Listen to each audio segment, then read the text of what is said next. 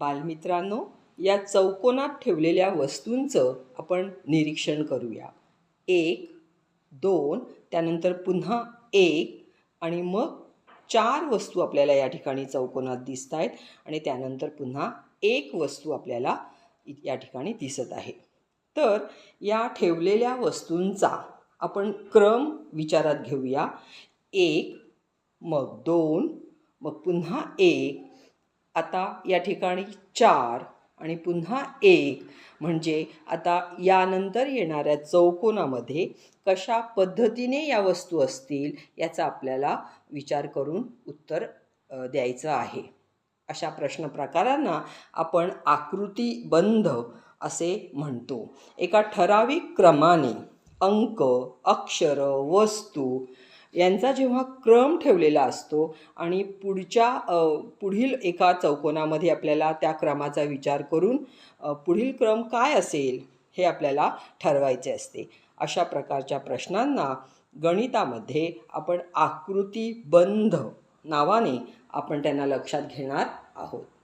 तर या प्रश्नामध्ये आपण जर विचार केला तर पहिल्यांदा 1 वस्तू आहे, नंतर 2 आहे, पुन्हा 1 आहे, मग 4 आहेत आणि मग पुन्हा 1 वस्तू आहे.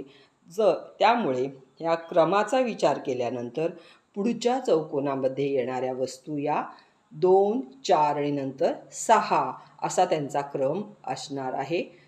याला आपण आकृतीबंध असं म्हणणार आहोत. चला तर बालमित्रांनो, आणखीन एक उदाहरण पाहूया. या चौकोनामध्ये आयत दिसत आहे, पुढील चौकोनामध्ये वर्तुळ, त्यानंतर पुन्हा आयत, त्यानंतर पुन्हा वर्तुळ, आयत आणि हा क्रम लक्षात घेता आपल्याला पुढच्या चौकोनात काय येईल हे विचार करून त्यांचा क्रम लक्षात घेऊन ठरवायचं आहे. याला सुद्धा आकृतीबंध, या प्रश्न प्रकाराला आकृतीबंध असं म्हणता येतं. पहा, आयत, वर्तुळ, आयत, वर्तुळ, पुन्हा या ठिकाणी आयत आहे. हा क्रम लक्षात घेतल्यावर पुढील चौकोनामध्ये काय येईल? वर्तुळ येईल.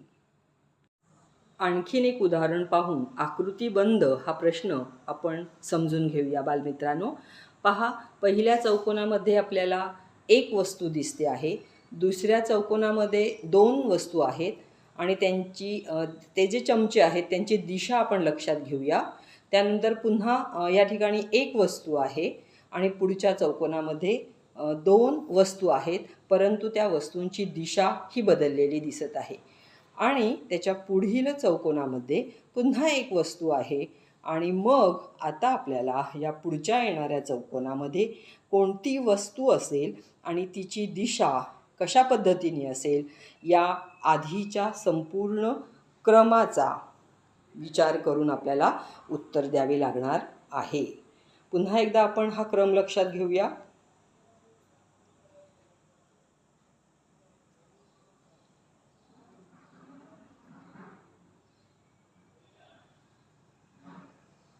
हा क्रम जेव्हा आपण लक्षात घेणार आहोत तेव्हा आपल्या लक्षात येणार आहे या प्रश्नचिन्हाच्या जागी पुन्हा चमचे येणार आहेत, पण त्यांची दिशा मात्र ही बदलणार आहे.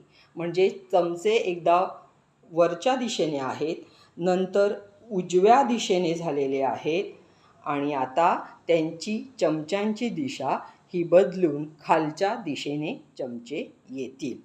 अशा पद्धतीनं बालमित्रांनो आपल्याला आकृतीबंध हा प्रश्न सहज सोडवता येणार आहे.